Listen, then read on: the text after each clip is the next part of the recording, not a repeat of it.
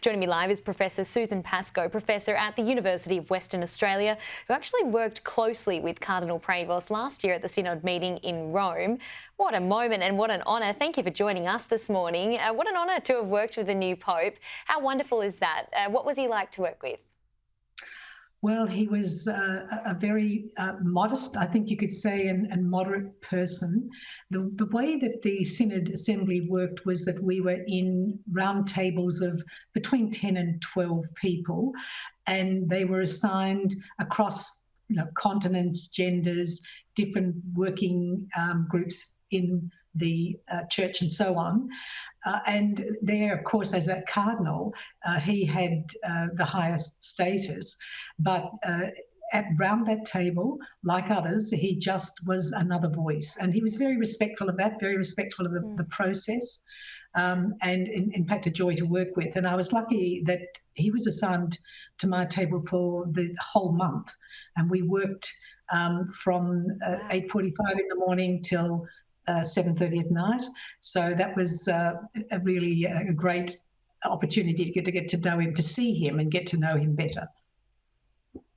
Well, I've got a million questions now. I mean, spending 6 days a week with the new Pope from, as you said, about 9 a.m. to 7:30 p.m, you would get to see a great insight into a person spending that amount of time together. So tell us, who is the new Pope? Any quirks that you can share with us? Well, look, there's a few things that would be worth saying. One, incredibly hard worker, because the role that he had, he was the prefect, it's like being the minister, for the dicastery for bishops, so that's like the department for bishops, so responsible for the appointment of bishops around the world and also responsible for the handling complaints about bishops around the world. So you can imagine that's an extremely demanding job. Part of that job meant that he met with Pope Francis on a weekly basis at a minimum. And so he was generally a little late in on a Saturday morning, because that was when his assigned time with Pope Francis was to go through the week's list of bishops' appointments, episcopal appointments, and then he would join us. He gave great priority to being there and being part of that process. He didn't stand on any particular status or dignity. He was very happy to be another person around the table. I think what he brought was a great relational style, an understated style, considering that he's extremely intelligent. So he wasn't seeking to impose himself intellectually or indeed as a result of his status within the church.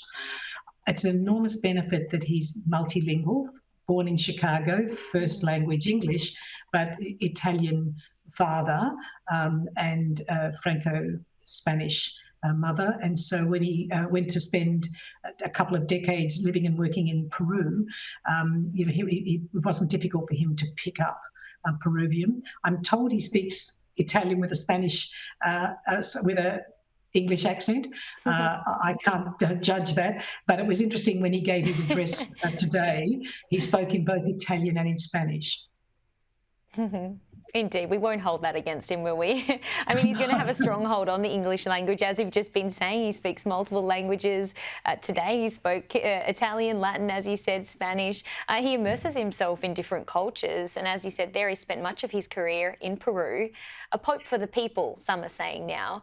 What do you hope he brings to the role?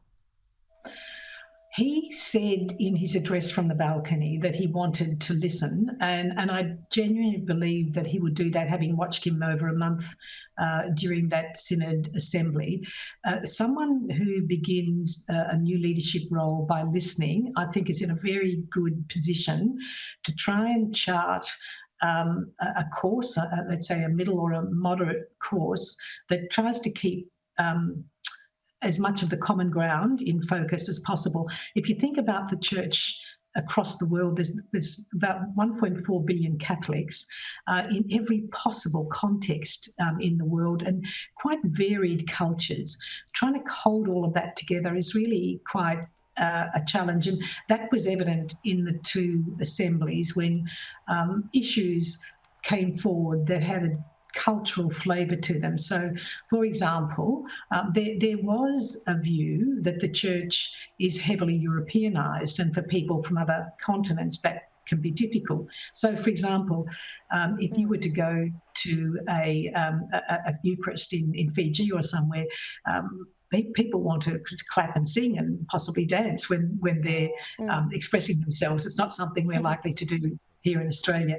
So, trying to keep all of that together, trying to keep together the different cultural elements. So even in our own region, for example, when we pulled together for the submission for the Assembly, the views from around our region, from Papua New Guinea and the Solomons, the view was, well, they really couldn't support LGBTQ because it was contrary to their culture. So not contrary to their belief, but contrary to their culture.